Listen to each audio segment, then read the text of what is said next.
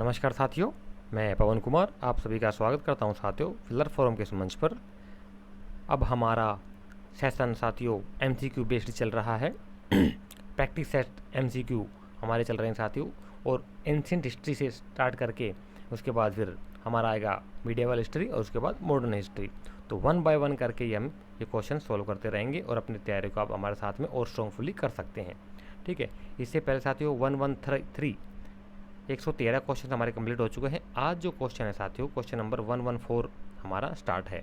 ठीक है, लेकिन उससे पहले साथियों मैं बताता हूँ एक बात आप सभी को कि क्वेश्चन नंबर 113 लास्ट टाइम में मैंने आपसे पूछा था कि युआनचांग या हेनसांग ने कितने अशोक स्तंभों का उल्लेख किया है। तो कितने स्तंभों का उल्लेख किया था उसने, उसका राइट आंसर था साथियों, नोट कर सकते हैं 15। 15 स्टोन पिलर्स कह सकते हैं आप। स्टोन पिलर इंस्क्रिप्शंस का उल्लेख किया था हेनसांग ने। तो आज का जो हमारा क्वेश्चन था पहला वो है टोटल 114, और आज का फर्स्ट क्वेश्चन जो है वो है हमारा कि दक्षिण भारत के किस राजवंश का यह दावा था कि उसके पूर्वजों ने अयोध्या पर शासन किया है।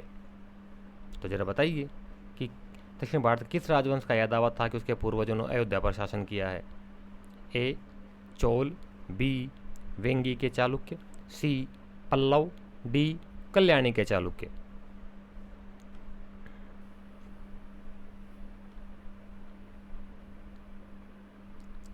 हर क्वेश्चन के लिए आपको साथियों 30 सेकंड्स का समय दिया जाएगा, उसी दौरान आपने क्वेश्चन का आंसर देना है।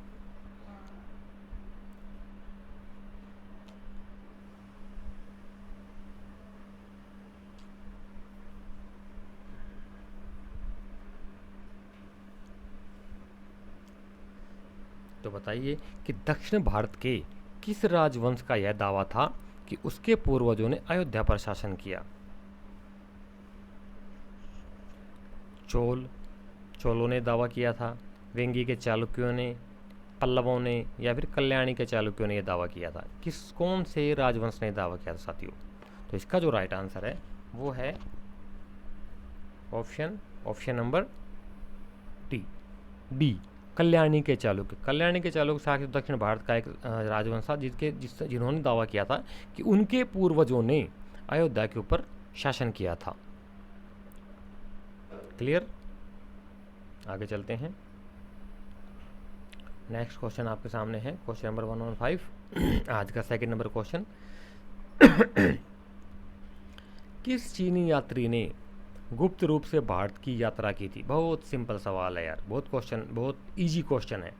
10+2 का बच्चा इसका आंसर को बता सकता है अगर उसने ढंग से हिस्ट्री पढ़ी होगी तो। ऑप्शन आपके सामने A Fahien, B Xuanzang, C Itsing, D सी क्यू किंग शेंग तो सी क्यू किंग शेंग। ये 4 ऑप्शन आपके सामने हैं। इनमें से आपने बताना है कि कौन सा चीनी यात्री था जिसने छुप करके गुप्त रूप से भारत की यात्रा की थी। Option A Fahien, option B Xuanzang, option C Itsing, option D सी क्यू किंग शेंग। ये तो मेरे ख्याल से आदि कुछ लोगों ने पहले बार नाम सुना होगा डी ऑप्शन का। तो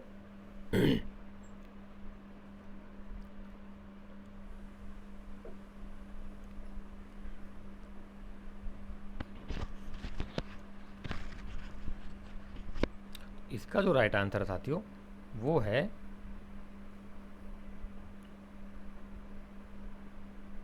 ऑप्शन नंबर बी वेनसांग।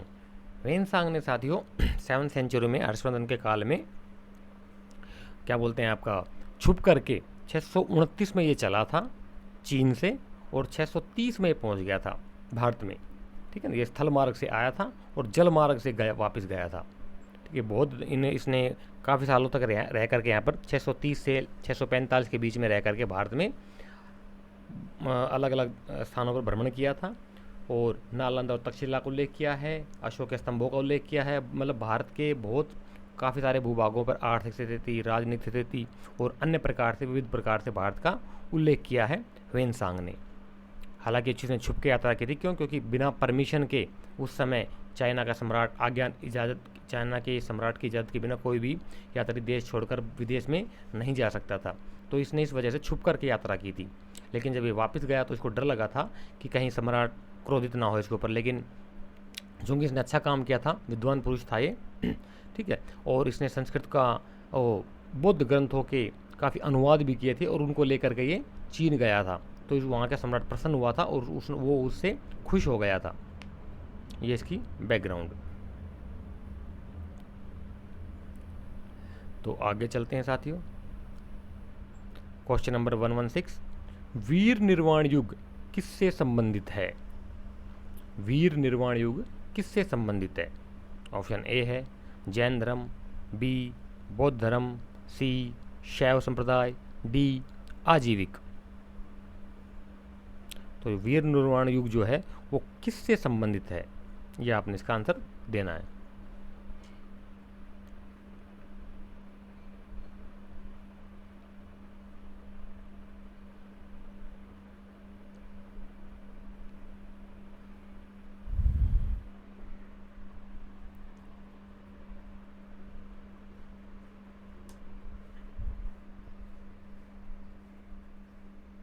इसका जो राइट आंसर है साथियों वो है ऑप्शन नंबर फर्स्ट, जैन धर्म। देखिए साथियों, वीर निर्वाण युग का संबंध जो है ना वो जैन संप्रदाय से, जैन धर्म से संबंध है वीर निर्वाण का युग। ठीक है, ये सिंपल सा फैक्चुअल क्वेश्चन, इसमें कुछ है नहीं ऐसा।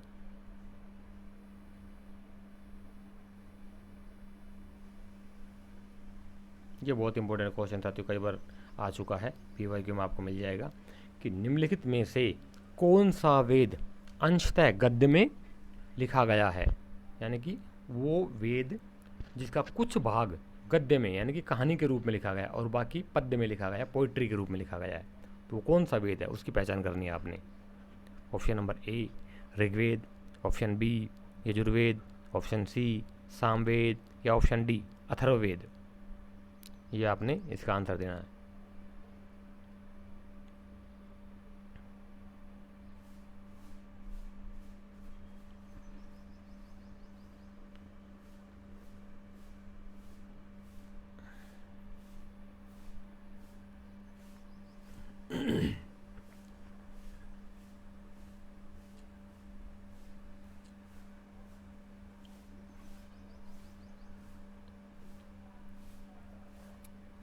सभी ने आंसर दे दिया है, तो बताते हैं जरा कौन सा इसका जो राइट आंसर है। इसका जो राइट आंसर है साथियों वो है कि निम्नलिखित में से कौन सा वेद अंशतः गद्य में लिखा गया है, तो वो जो लिखा गया है वो है option number B Yajurveda. Yajurveda जो है साथियों इसका कुछ भाग गद्य में यानी कि कहानी के रूप में और बाकी भाग जो है वो पद्य में लिखा गया है, पोइट्री के रूप में लिखा गया है। क्लियर? आगे चलते हैं।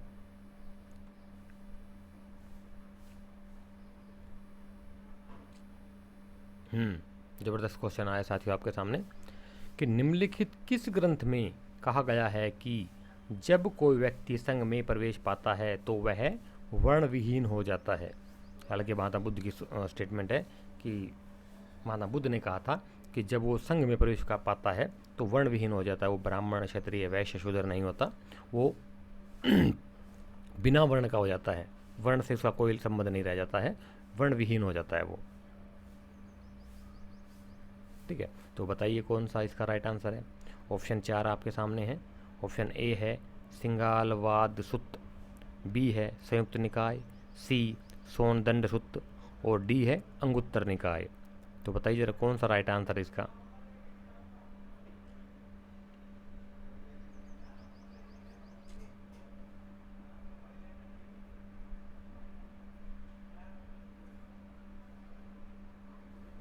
महात्मा बुद्ध साथियों सभी को पता होगा कि वो धर्म में और जात पात में ईश्वर में विश्वास नहीं करते थे, एक प्रकार से नास्तिक कह सकते हैं। ठीक है, वो पुनर्जन्म में विश्वास करते थे लेकिन आत्मा में विश्वास नहीं करते थे। ठीक है ना, यही कारण है कि जातक कथाओं में उनके पूर्व जन्मों की कथाएं मिलती हैं। जातक कथाओं में जो 500 से अधिक जिसमें कहानियाँ हैं उनमें महात्मा बुद्ध के पूर्व जन्मों की कहानियाँ मिलती है। और आपने देखा होगा कि स्थापत्य कला में भी उनका अलग अलग प्रकार से वर्णन किया गया है मूर्तियों में। तो आपको पता होना चाहिए महात्मा बुद्ध से जुड़े 4 प्रतीक हैं साथियों, कि जब वो गर्भ में आते हैं उसका क्या प्रतीक है, जन्म होता है तो कौन सा प्रतीक के रूप में उसका उनको माना गया है, जन्म का प्रतीक क्या है, ठीक है। और गृह त्याग का प्रतीक क्या है, उसके बाद उनका जो प्रथम उपदेश दिया था उन्होंने प्रथम जो उपदेश दिया था सारनाथ के मृगदाओं में, उसका प्रतीक क्या है, धम्मचक्र प्रवर्तन कहते हैं उसको, उसका प्रतीक क्या है। और महापरिनिर्वाण जब महात्मा बुद्ध की मृत्यु आती है तो उसका प्रतीक क्या है, ये सभी चीज़ें आपको पता होनी चाहिए। तो क्वेश्चन नंबर 18 इसका जो राइट आंसर है साथियों वो है ऑप्शन नंबर डी, अंगुत्तर निकाय। अंगुत्तर निकाय में साथियों ये उल्लेख मिलता है कि जब कोई व्यक्ति संघ में प्रवेश पाता है तो वह वर्ण विहीन हो जाता है, उसे वर्ण का कोई संबंध नहीं रह जाता उससे। क्लियर, आगे चलते हैं। किस स्थान से, बहुत अच्छा क्वेश्चन आया साथियों, कि किस स्थान से कपिलवस्तु महाविहारे अंकित सील प्राप्त हुई है। किस स्थान से कपिलवस्तु महाविहार यानी कपिलवस्तु का महाविहार अंकित लिखा हुआ है उस सील के ऊपर, वो प्राप्त हुई है। मोहर कह सकते हैं, सील या मोहर एक ही बात है। कहाँ से प्राप्त हुई है, option number A Piprahwa, option B Kashi, option C Devdaha या ऑप्शन नंबर डी शालवन। कहाँ से प्राप्त हुई थी ये कपिलवस्तु महाविहार लिखित सील, बहुत इंटरेस्टिंग क्वेश्चन है। Question number 119।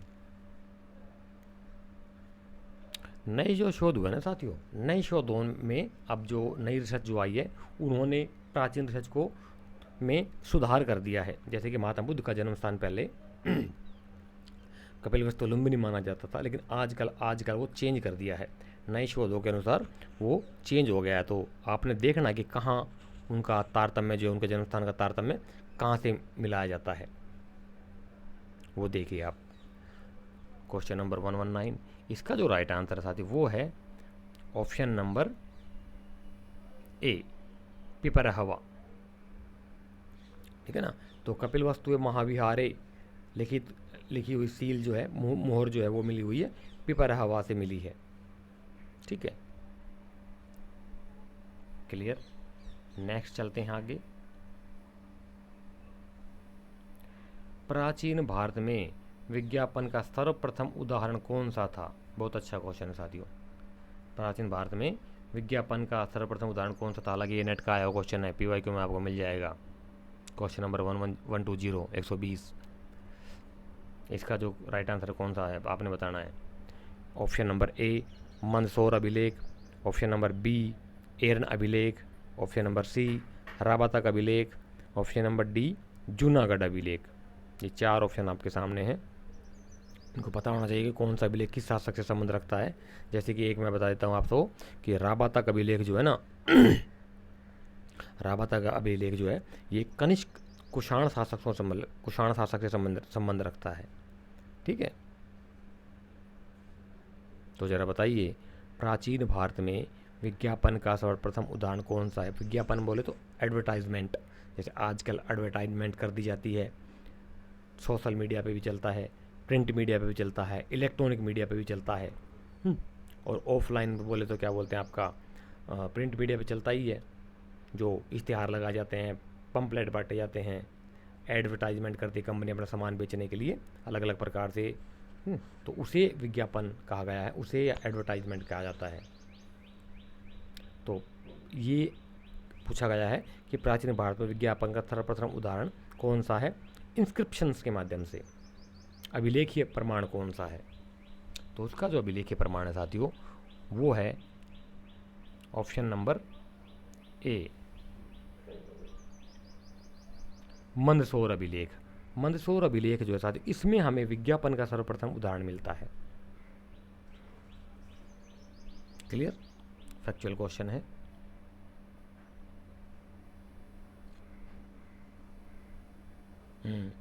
ये देखिए कितना अच्छा क्वेश्चन है साथियों। क्वेश्चन नंबर 121 कहता है कि भट्टीप्रोलु अभिलेख किस धातु से निर्मित था। भट्टीप्रोलु अभिलेख जो था वो किस धातु से बना था, कौन से मेटल से बना हुआ था। और 4 ऑप्शन आपके सामने, ए चांदी, बी तांबा, सी सोना या डी जिंक किस धातु से बना था। आपको पता होना चाहिए साथियों कि मानव सभ्यता की सबसे पहली धातु मानी गई है तांबा, कॉपर मानी गई है। तांबा के बाद फिर तांबे से और धातु मिला करके मिश्र धातु बनाई गई जिसे कहा गया कांसा। ठीक है, कांसा। और कांसे के बाद फिर कांसे के बाद साथ साथ फिर चांदी, सोना आ जाता है और लास्ट में बहुत बाद में आता है हमारा लोहा। लोहे की खोज के बाद भी ये जो जन से जनपद और जनपद से महाजनपद बने थे, महाजनपद के काल में महाजनपदों को बसाने में और साम्राज्य के बनाने में लोहे का बहुत बड़ा हाथ है साथियों। लोहे से गहरे हल बनाए गए, बड़े और मजबूत हल बनाए गए, जो ज़मीन को अच्छे से खुदाई कर सकते थे, वहाँ पर ज़मीन की पैदावार अच्छे से हो सकती थी। और उसी से कुल्हाड़ियाँ वगैरह बना करके जंगलों को साफ करके बसावट हुई और खेती योग्य ज़मीनों को तैयार किया गया। तो इसलिए लोहा एक प्रकार से मानव सभ्यता में क्रांति का प्रतीक माना गया है।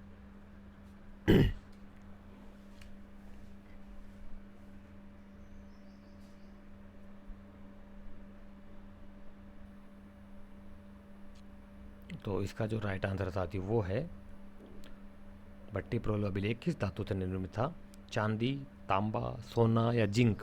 तो इसका जो राइट आंसर है वो साथी ऑप्शन नंबर ए चांदी। चांदी भट्टीप्रोल अभिलेख जो था साथी वो चांदी से निर्मित था। क्लियर। नेक्स्ट चलते हैं।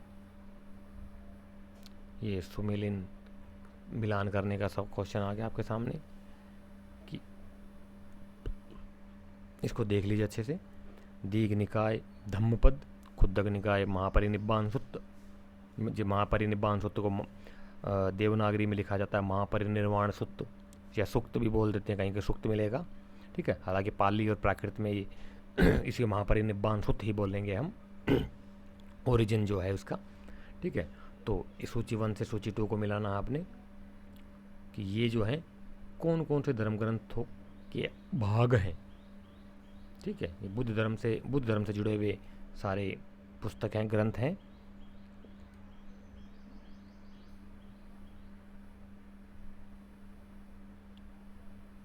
आगे है आपका विनय पिटक कथावस्तु या डी अभिधम्म पिटक खंदक या कहीं पर खंदक भी मिलेगा, कहीं पर खंदक मिलेगा, एक ही चीज़ है। ठीक है, तो बताइए जरा इसका राइट आंसर क्या है। क्वेश्चन नंबर 122 122 नंबर का राइट आंसर क्या है साथियों।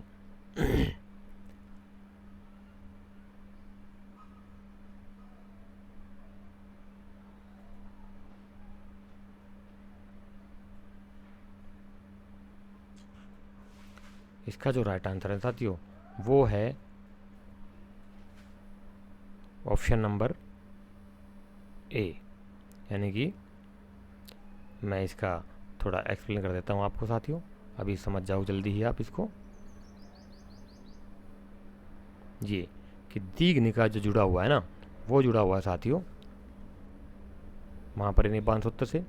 खुद्दक निकाय जुड़ा हुआ है हमारा धम्मपद से। क्लियर।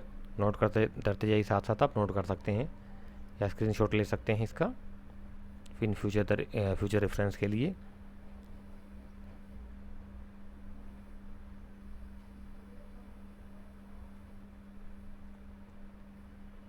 और इसी प्रकार से ये है विनय पिटक खंदक से और अभिधम पिटक जो है कथावस्तु से।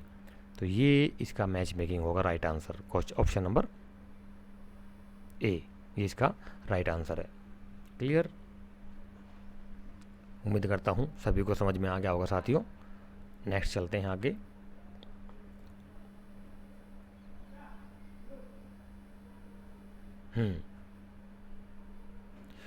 नेक्स्ट क्वेश्चन आपके सामने साथियों। तो जरा बताइए कि शिवलिंग, त्रिशूल और वृषभ की आकृतियों वाली मोहरें कहाँ से मिली हैं। यानी कि ये शिवलिंग, त्रिशूल, वृषभ मतलब नंदी, जो शिव का वाहन है नंदी, बैल, उसे वृषभ बोला गया है। ठीक है, कि ये तीनों चीज़ें जो हैं भगवान शिव का प्रतीक हैं, सभी को पता होगा। तो बताइए ज़रा, शिवलिंग, त्रिशूल और वृषभ की आकृतियों वाली मोहरें या सील्स कहाँ से मिली हैं? Option number A Nalanda, option number B Vaishali, option number C Bhita या ऑप्शन नंबर डी कौशाम्बी। कहाँ से प्राप्त हुई है? स्थान का नाम बताना आपने। क्वेश्चन नंबर 1 2 3 123 नंबर का राइट आंसर क्या होगा? 30 सेकंड्स का टाइम मिलता है आप सभी को, उसमें आपने अपना आंसर देने हैं और लास्ट में चेक करके बताना है मुझे कमेंट बॉक्स के माध्यम से कि टोटल क्वेश्चंस में से आपके कितने राइट क्वेश्चंस हुए हैं। उससे आपको आपकी तैयारी का पता लग जाएगा कि आपकी तैयारी कैसी है। स्टार्टिंग के बैच से हमने अपना प्लान बता दिया साथियों कि हम ये बताएंगे आपको, पहले थ्योरी, उसके बाद MCQ और PYQ की सीरीज चलाएंगे। तो जो पुराने स्टूडेंट है वो जुड़े हुए हमसे स्टार्टिंग से ही, उन सबको पता है और जो नए जुड़ जाते हैं वो भी इसका फ़ायदा उठा सकते, लाभ उठा सकते हैं MCQ का, क्योंकि हमारा बेस जो है ना साथियों, क्या बोलते हैं, हमारा पैटर्न जो है वो MCQ बेस्ड है, कॉन्सेप्ट बेस्ड है लेकिन MCQ बेस्ड है। MCQ के माध्यम से ही क्वेश्चन पूछे जाते हैं, तो MCQ पर ज़्यादा फोकस होता है हमारा। इसका जो राइट आंसर साथी वो है क्वेश्चन नंबर 1 2 3 का जो राइट आंसर है वो है, सोचिए ज़रा और बताइए आप हमें,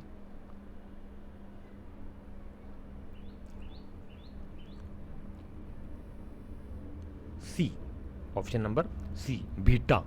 भीटा जो है, भीटा से जो है शिवलिंग, त्रिशूल और वृषभ की आकृतियों से युक्त मोहरें मिली हैं हमें। ठीक है, मोहरों इन तीनों चीज़ों के प्रतीक चिन्हों से युक्त जो है मोहरें कहाँ से मिलती हैं? भीटा से। नेक्स्ट,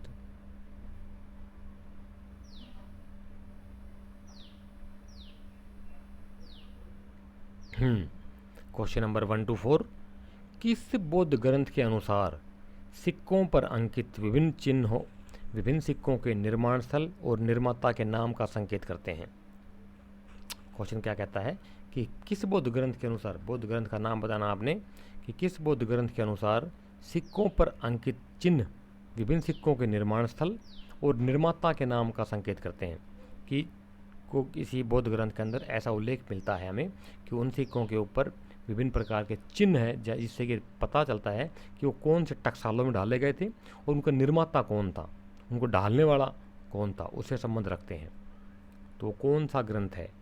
ऑप्शन नंबर ए धातु कथा, ऑप्शन नंबर बी समंत पासादिका, ऑप्शन नंबर सी सुत्त विभंग या ऑप्शन नंबर डी विशुद्धिमग्ग।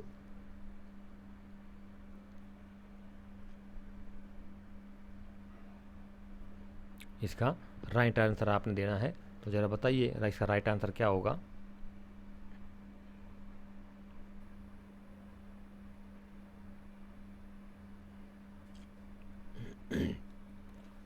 इसका जो राइट आंसर साथियों, एक क्वेश्चन नंबर 1 2 4 का 124 का, उसको जो राइट आंसर है वो है ऑप्शन नंबर डी विशुद्धिमग्ग। विशुद्धिमग्ग के अंदर विशुद्धिमग्ग जो है साथियों वो एक बौद्ध ग्रंथ है। इसके में ही हमें उल्लेख मिलता है कि सिक्कों पर विभिन्न चिन्ह मिलते हैं जिससे कि यहाँ की निर्माण स्थल यानी कि टकसाल और निर्माता के नाम का संकेत मिलते हैं। कुछ चिन्ह ऐसे मिले हैं। क्लियर? ये तो बहुत आसान क्वेश्चन साथियों, इसका राइट आंसर जो सभी को पता होगा, ऐसी मैं उम्मीद करता हूँ। जिन्होंने अच्छे से स्टडी की है वो सब बता देंगे, जो नहीं दे पाएंगे इसका मतलब उन्होंने स्टडी नहीं की है अच्छे से, उन्हें और गहरी स्टडी करने की ज़रूरत है और मेहनत करने की ज़रूरत है। ठीक है, तो क्वेश्चन नंबर 125 है आपके सामने। निम्नलिखित में से किसने Periplus of the Erythraean Sea पुस्तक का अनुवाद किया है? Option number A Waters, B Giles, C Yule, D Schoff. तो देखिए साथियों, पेरिप्लस ऑफ एरिथ्रियन सी सबको पता होगा, एक अज्ञात ग्रीक नावक द्वारा लिखी गई पुस्तक थी, जिसके बारे में जिसमें कि बहुत सारे हिंदुस्तान का इतिहास मिलता है हमें, तत्कालीन भारत का व्यापार के बारे में बहुत सारी लंबी सूचियाँ मिलती है कि किन किन चीज़ों का व्यापार होता था भारत और ग्रीक से। और भी बहुत सारी चीज़ों का उल्लेख मिलता, तत्कालीन राजनीतिक और सामाजिक दशाओं का उल्लेख मिलता, व्यापार और वाणिज्य के माध्यम से का भी उल्लेख मिलता है उसमें हमें। तो वो सारी चीज़ें हमें पेरिप्लस ऑफ द एरिथेन्स सी नामक पुस्तक में मिलती है। तो ये पूछता है कि उसका अनुवाद किसने किया था, उसका ट्रांसलेशन किसने किया था। Question number 125 125 number. इसका जो राइट आंसर साथी वो है option number D, scoff. Scoff ने जो है साथी इसका अनुवाद किया था, इसका ट्रांसलेशन किया था।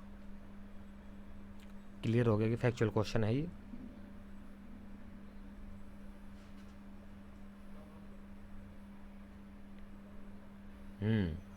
ये बहुत अच्छा ना क्वेश्चन है साथियों। वेनसांग को नालंदा में कौन सा भारतीय नाम प्रदान किया गया था साथियों। इंटरेस्टिंग क्वेश्चन है कि वेनसांग जब यहाँ पर आया था ना साथियों, नालंदा के अंदर जब अध्ययन कर रहा था तो वो विद्वान हो गया था यहाँ पर। पहले यहीं से पढ़ा और यहीं पे फिर पढ़ाने लग गया था। आचार्य भी यहीं पर नियुक्त हुआ था। तो उसने अपना नाम बदल लिया था। ठीक है, तो ये पूछ रहा क्वेश्चन कि कौन सा भारतीय नाम उसने बदला था। Option number A Dharmarakshit, option B Mokshadev, option C Pragyadev, option D शाक्यमित्र।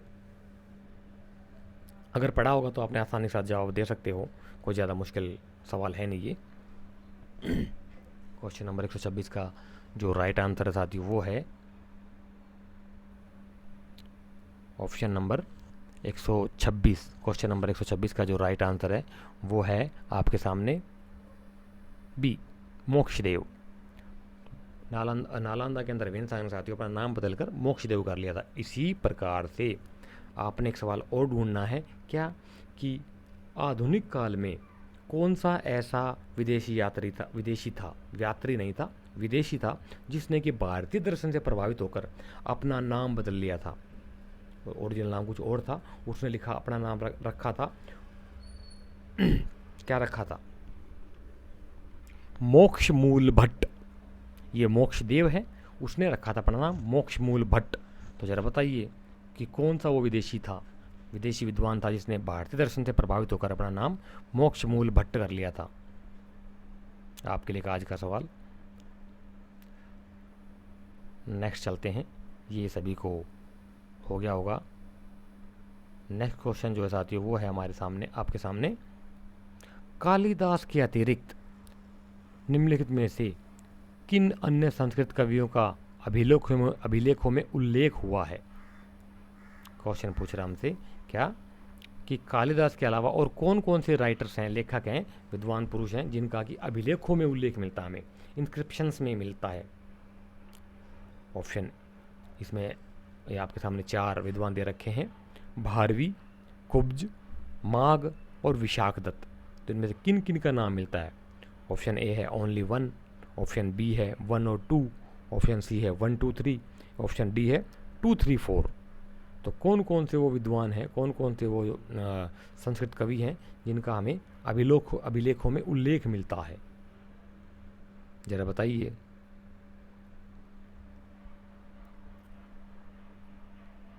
तो इसका जो राइट आंसर है साथी वो है ऑप्शन नंबर बी, फर्स्ट और सेकंड, यानी कि भारवी और कुब्ज। ये दो संस्कृत के विद्वान ऐसे जिनका हमें क्या बोलते हैं, कालिदास की ही तरह इंस्क्रिप्शंस में अभिलेखों के माध्यम से उल्लेख मिलता है, अभिलेखों में इनका उल्लेख मिलता है। क्लियर।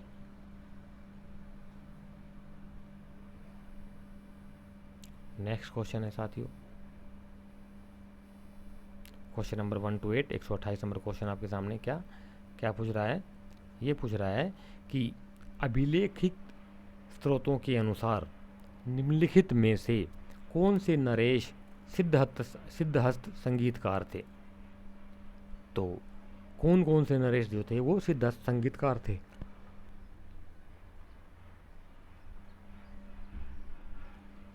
ये पूछा गया कि ये जो ऑप्शन दिए गए हैं इन राजाओं में से कौन कौन से जो राजा थे वो संगीतकार थे।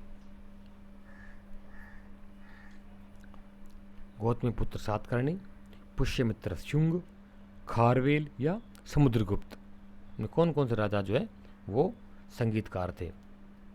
ऑप्शन बता देता हूँ आप सभी को इनमें से। क्वेश्चन नंबर 128,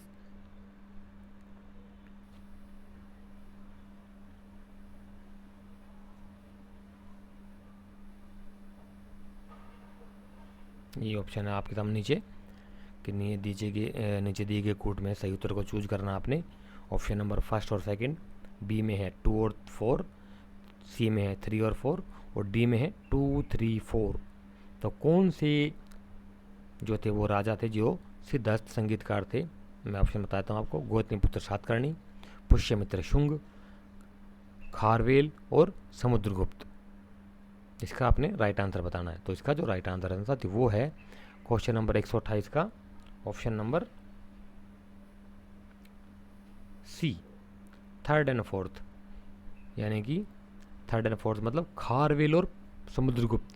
देखिए साहब, समुद्रगुप्त तो इजीली क्वेश्चन सबको पता होगा। समुद्रगुप्त की मुद्राओं के ऊपर हमें वीणा वादन प्रकार के जो सिक्के मिले हैं समुद्रगुप्त के, उनसे इससे पता चलता है कि ये क्या बोलते हैं, बलशाली और विजेता के साथ साथ ये संगीत प्रेमी भी था। उसके आधार पर अनुमान लगाया जाता है कि वीणा वादन प्रकार के, वीणा बजाता हुए जो शासक है वो समुद्रगुप्त का सिक्का चलाया था जिस समुद्रगुप्त ने। उसके आधार पर अनुमान लगाया गया कि ये विद्वान था, इसका क्या बोलते हैं, संगीतकार था। ठीक। और दूसरा शासक था खारवेल। ये दोनों ही शासक ऐसे थे जो क्या बोलते हैं, संगीत में निपुण थे। क्लियर?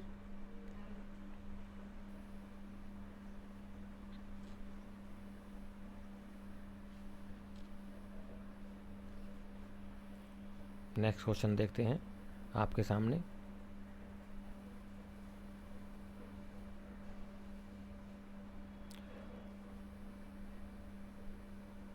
क्वेश्चन नंबर 129, 129 नंबर सवाल क्वेश्चन आपके सामने है।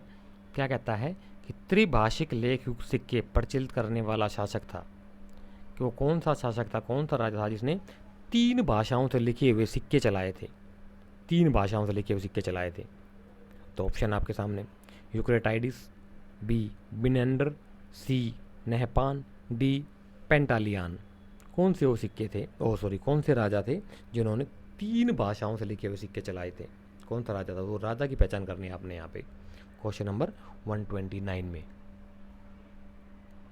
तो इसका जो राइट आंसर है साथी वो है option number C, Nahapana. Nahapana एक ऐसा शासक है साथियों जिसने 3 भाषाओं से लिखे हुए सिक्के चलाए थे।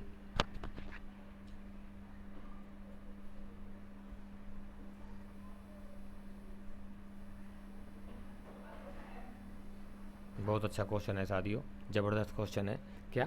क्वेश्चन नंबर 130, किस निम्नलिखित स्थल से रोमन कांस्य वस्तुओं की निधि मिली थी जिसमें पोसाइडन की एक लघु प्रतिमा भी थी? क्वेश्चन कह रहा है कि कौन सा ऐसा स्थल है जहाँ से हमें रोमन की कांस्य से बनी हुई वस्तुओं का ढेर मिला था, कांसों से बनी हुई वस्तुओं की निधि मिली थी, खजाना मिला था, बहुत सारी वस्तुएं मिली थी।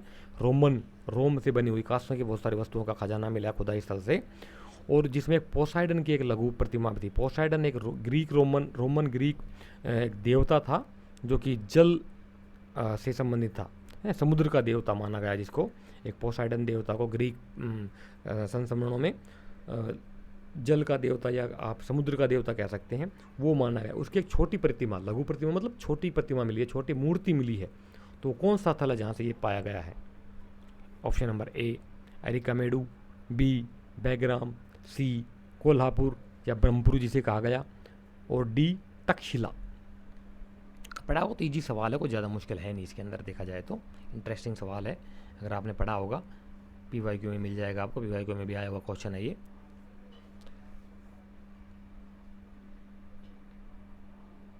इसका जो राइट आंसर है साथी वो है option number C, Kolhapur. Kolhapur साथियों ब्रह्मपुरी, प्राचीन काल में ब्रह्मपुरी, आज का कोल्हापुर जो महाराष्ट्र में है, यहाँ से है खुदाई के अंदर साथियों, खुदाई के अंदर कांस्य की एक निधि मिली है, कांस्य की बहुत सारी वस्तुएं मिली हैं जिनमें से कि एक पोसाइडन की भी मूर्ति है, प्रतिमा मतलब मूर्ति है। क्लियर? 130 क्वेश्चन आपके क्लियर हो चुके हैं साथियों अभी तक। अब हम नेक्स्ट चलते हैं।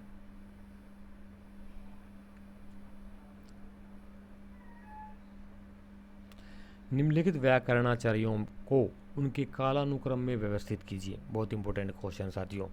व्याकरणाचार्य में आपने पाणिनि का नाम सुना होगा, लेकिन उनके अलावा भी बहुत सारे व्याकरणाचार्य अलग अलग हुए हैं। पाणिनि की अष्टाध्यायी के अंदर उन्होंने उल्लेख किया है, अपने से पहले के कुछ व्याकरणाचार्यों के नाम का उन्होंने उल्लेख किया है।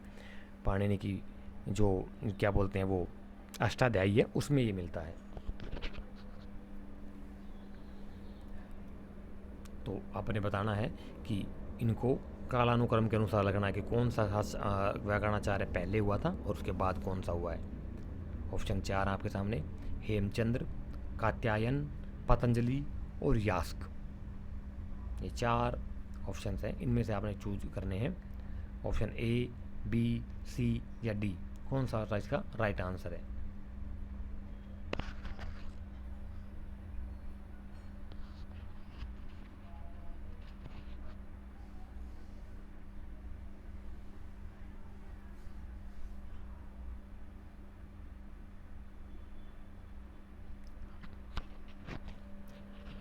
समय कम मिलता है साथियों, 1 मिनट मैक्सिमम 1 मिनट समय मिलेगा आपको क्वेश्चन क्या बोलते हैं आपके एग्ज़ाम हॉल में क्वेश्चन सोल्व करने के लिए।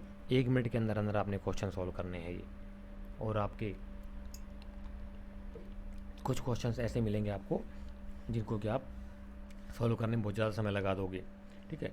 तो जो इजीली क्वेश्चन उनको पहले सॉल्व कर दीजिए, फटाफट फटाफट फटाफट। जो जो इनके ऊपर आप 100% श्योर होते हैं कि इसका यही आंसर है, उनको पहले फटाफट सॉल्व कर दीजिए। उसके बाद जो डिफ़िकल्टीज होती है उनके ऊपर जाइए। हालांकि सबके अपने अपने अलग अलग तरीके होते हैं, मेरा ये तरीका इसलिए मैंने आपके साथ शेयर किया है ये।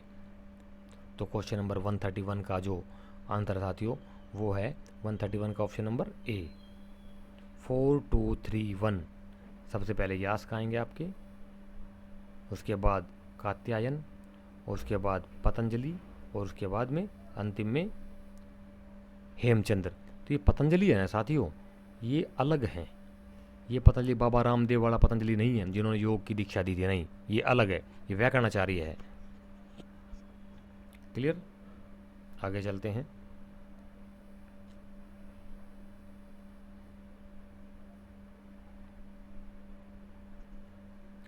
निम्नलिखित में से कौन अश्वशास्त्र के एक आचार्य के रूप में विख्यात हैं।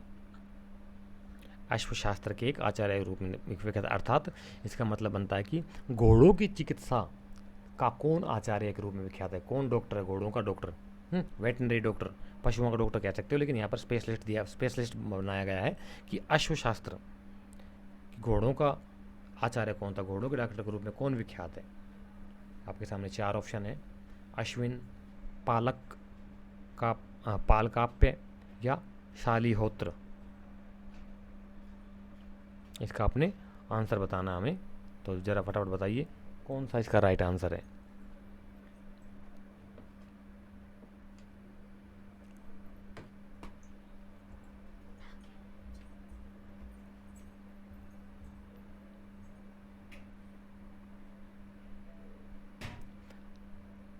तो क्वेश्चन नंबर 132 का आपने सभी ने राइट आंसर दे दिया साथियों। मैं बताता हूँ इसका राइट आंसर क्या है, आप मैच मेकिंग कर लीजिए। इसका जो राइट क्वेश्चन नंबर 132 का जो राइट आंसर है ना, वो है option number D, Shalihotra. Shalihotra जो है साथियों, ये अश्वशास्त्र के एक आचार्य के रूप में प्रसिद्ध हैं, ठीक है।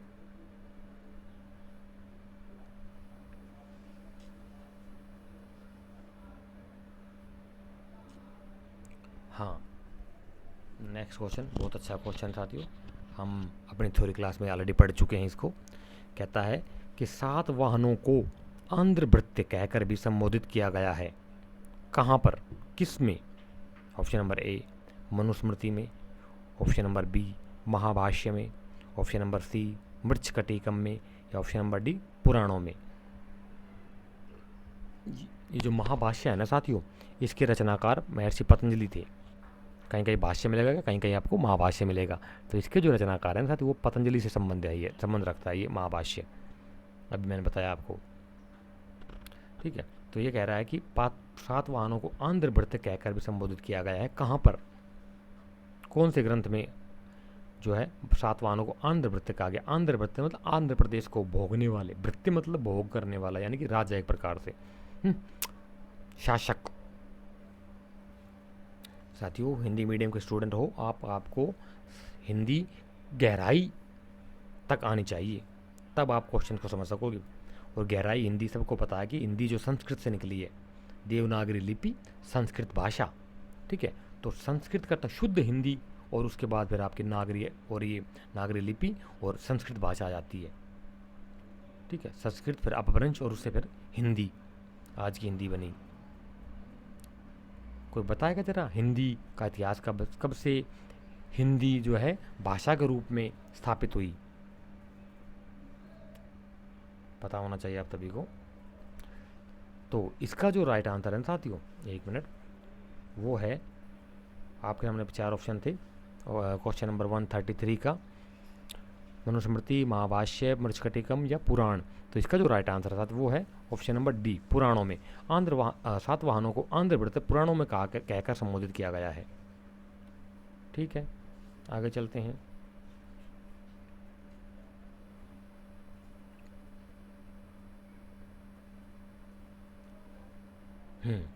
ये क्वेश्चन है 134 कि कुमारगुप्त प्रथम के मंदसौर लेख में 2 मालव संवत की तिथियों 493 एवं 529 का उल्लेख है, तो निम्नलिखित में इसका समकक्ष वर्ष कौन सा है?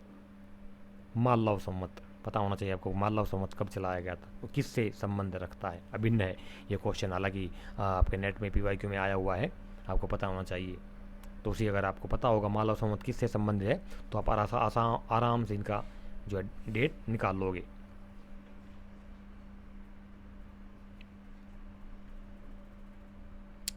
चार ऑप्शन आपके सामने ABCD। ज़्यादा समय ख़राब नहीं करेंगे साथियों, फटाफट चलेंगे हम, समय का हमारे पास कम है और करने के लिए हमारे पास बहुत कुछ है। तो 134 का क्वेश्चन नंबर 134 आपके सामने, इसका जो राइट आंसर है 134 का वो है ऑप्शन नंबर बी। देखिए साथी क्यों है, क्योंकि मालव संवत जो है साथी वो विक्रम संवत से संबंध रखता है। विक्रम संवत सबको पता होगा कि विक्रम संवत जो है वो उसे 57 AD को माना गया है। विक्रम संवत को माना गया है 57 AD। ठीक है, तो इसको राइट निकालने के लिए हम क्या करेंगे, इसको हम निकालने के लिए क्या करते हैं, एक मिनट में भी बता देता हूँ आपको किसी कैलकुलेशन करके कि विक्रम संवत में से इस डेट में से 50 जो दी हुई सन है इसमें से हम 57 को माइनस कर देंगे तो आपका आ जाएगा जैसे कि 4, एक सेकेंड, आपका दिया हुआ है 493 माइनस 57 आप करोगे तो आपका ये आ जाएगा 6 और ये आपका 8/3 और यहाँ पे 436 आ जाएगा, यानी कि ये आ जाएगा आपका, ये आ जाएगा आपका 436। और इसी प्रकार से 529 में आप माइनस करोगे 57 तो आपका आएगा 473, जिसका ये फार्मूला है सिंपल सा। मालव संवत किसके समकालीन से संबंध है? विक्रम संवत और मालव संवत एक ही मान सकते हैं आप, हालांकि अलग अलग संवत चलाए गए थे लेकिन एक ही समय पर चलाया गया, समय कालखंड एक ही है। क्लियर, आगे चलते हैं क्वेश्चन नंबर 135 की तरफ। क्या कहता है कि क्वेश्चन नंबर 135, भारत में सबसे प्राचीन उपलब्ध जीवनी या जीवन चरित्र कौन सी है? भारत में सबसे प्राचीन उपलब्ध जीवनी या जीवन चरित्र कौन सा है, लाइफ बायोग्राफी कौन सी है? तो ऑप्शन आपके सामने दिखा देते हैं अभी।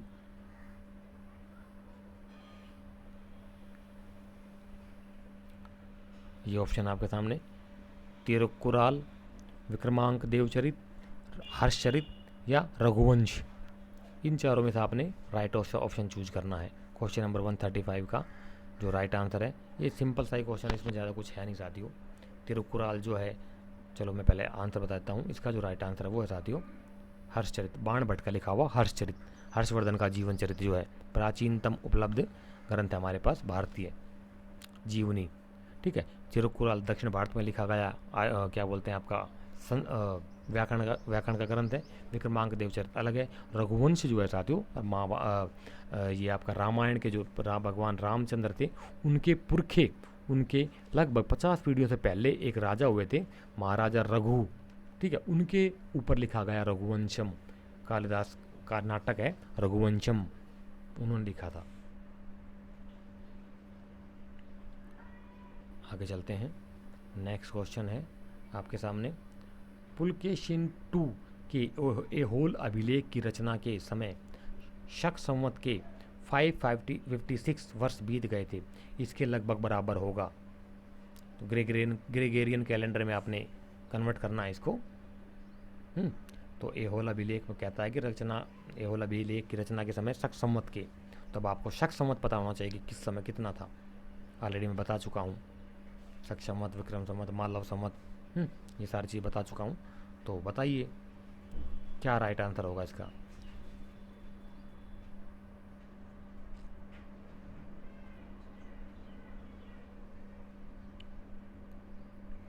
इसका राइट आंसर साथियों ऑप्शन नंबर 634। 556 के अंदर साथियों जो था शक संवत जो है ना साथियों, उसका सबको पता होगा 78 AD में कनिष्क के द्वारा चलाया गया था। तो इसको इसमें प्लस कर देंगे, सिंपल सी बात आ जाएगा। ये 4, 3 और 634 आएगा। सिंपल से, इसमें है ही नहीं कुछ ज़्यादा। आप पढ़ोगे नहीं तो कहाँ से आएगा।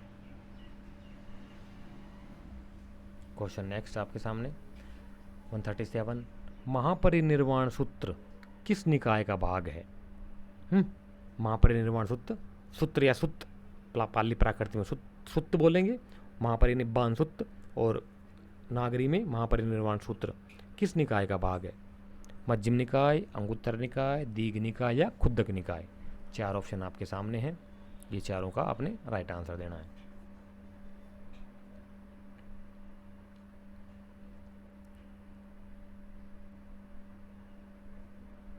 इसका जो राइट आंसर है साथी वो है दीघ निकाय, दीर्घ निकाय या दीघ निकाय। महापरिनिर्वाण सूत्र किस निकाय का भाग है? दीर्घ निकाय का भाग है ये।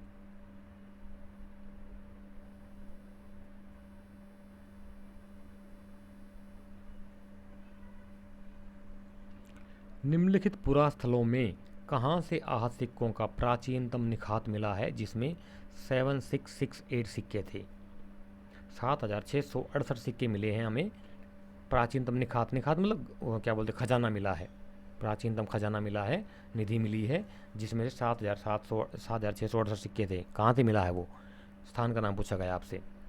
पतराहा बिहार, गोलकपुर पटना, अमरावती गुंटूर आंध्र प्रदेश, और या फिर कोयम्बटूर तमिलनाडु। कोयम्बटूर एक ही चीज़ है। तो इसका राइट आंसर बताना आपने। क्वेश्चन नंबर 138 का कौन सा राइट आंसर है? तो क्वेश्चन नंबर 138 का राइट आंसर है साथियों, बताइए जरा फटाफट आप लोग।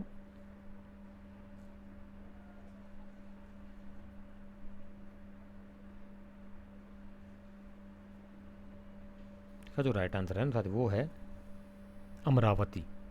अमरावती गुंटूर डिस्ट्रिक्ट आंध्र प्रदेश में स्टेट में है ये, जहाँ से हमें 7668 सिक्कों का ढेर मिला है।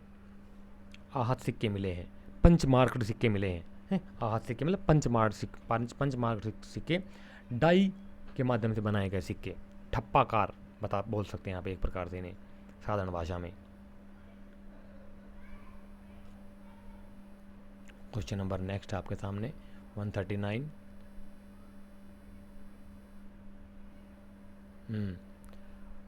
निम्नलिखित में से कौन गैरिक मृद भांड के स्थल हैं? अर्थात गेरवे मृद भांड कहाँ कहाँ से मिले हैं हमें? आगियाबीर, जोधपुर, सैपई और राजपुर परसू। इनमें से ऑप्शन दे रखे हैं आपको, A 1 2 3, B 1 2 3 4, C 2 3 4 या D 1 और 2। राइट आंसर बताना आपने। 4 ऑप्शन आपके सामने, चारों में से बताइए कि कहाँ पर मिले हैं मृद भांड के स्थल, कौन कौन से हैं गैरिक मृद भांड, गेरवे।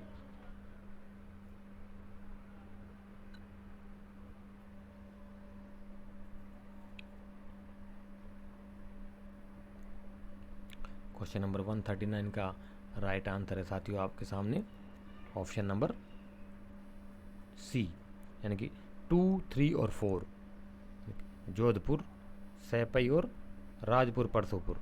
ये राजपुर परसू है, कहीं कहीं पर आपको राजपुर परसूपुर भी मिल सकता है, कन्फ्यूज मत होइए, एक ही चीज़ है। ठीक है, तो ये 2, 3, 4 इसका राइट आंसर क्वेश्चन नंबर 139 का। नेक्स्ट क्वेश्चन है